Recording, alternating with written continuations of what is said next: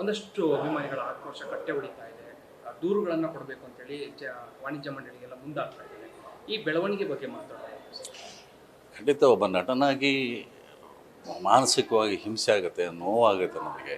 ಯಾಕೆಂದರೆ ಕನ್ನಡ ಚಿತ್ರರಂಗ ಕಂಡಂಥ ಒಬ್ಬ ದೊಡ್ಡ ಮಹಾನ್ ನಟ, ಅಂಥವರು ಅವರು ಹಾಕಿರ್ತಕ್ಕಂಥ ಭೂಮಿ ಇದೆಯಲ್ಲ, ಬಾಲಕೃಷ್ಣ ಸರ್ ಅವರು ಅವ್ರ ಮನೆ ಕುಟುಂಬ, ಅಲ್ಲಿ ನಟನೆಗೆ ಸಂಬಂಧಪಟ್ಟಂಥ ಕುಟುಂಬ, ವಾದ ವಿವಾದ ಕೋರ್ಟು ಏನೇ ಇರಲಿ, ಬಟ್ ಒಬ್ಬ ಕಲಾವಿದನಿಗೆ ಇಲ್ಲೊಂದು ಒಂದು ಸ್ವಲ್ಪ ಕಲಾವಿದರ ಸಂಘ, ರಾಕ್ಲೈವ್ ಇಂಡಸ್ಟ್ರಿ ಇದ್ದರು, ವಾಣಿಜ್ಯ ಮಂಡಳಿ ಕನ್ಸಲ್ಟ್ ಮಾಡ್ಬೋದಾಗಿತ್ತು.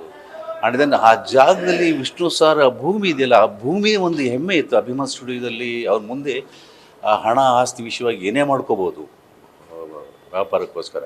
ಬಟ್ ವಿಷ್ಣು ಸರ್ ಆ ಭೂಮಿ ಮಾಡಿದ್ದಿದೆಯಲ್ಲ, ಮಾನಸಿಕವಾಗಿ ಒಬ್ಬ ನಟನಾಗಿ ಹಿಂಸೆ ಆಗುತ್ತೆ.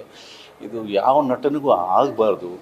ಆ್ಯಂಡ್ ದೆನ್ ಆ ಫ್ಯಾನ್ಸ್ಗಳಿದಾರಲ್ಲ, ಆ ಫ್ಯಾನ್ಸ್ಗಳಿಗೆ ಆಗಿರ್ತಕ್ಕಂಥ ನೋವು. ಯಾಕಂದರೆ ಆ ಕಾಲದಲ್ಲಿ ಲಕ್ಷಾಂತರ ಜನ ಫ್ಯಾನ್ಸ್ಗಳಿದ್ರು, ಈಗಲೂ ಕೂಡ ಇದ್ದಾರೆ, ಕುಟುಂಬಗಳಿದೆ.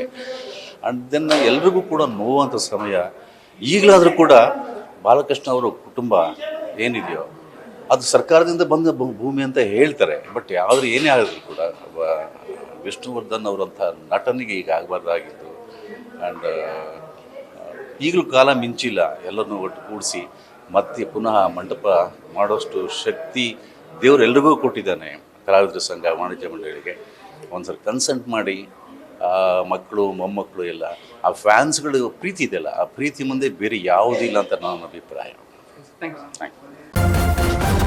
ನ್ಯೂಸ್ ಫಸ್ಟ್ ನಿರ್ಭೀತಿಯಿಂದ ನಿಮ್ಮ ಪರವಾಗಿ.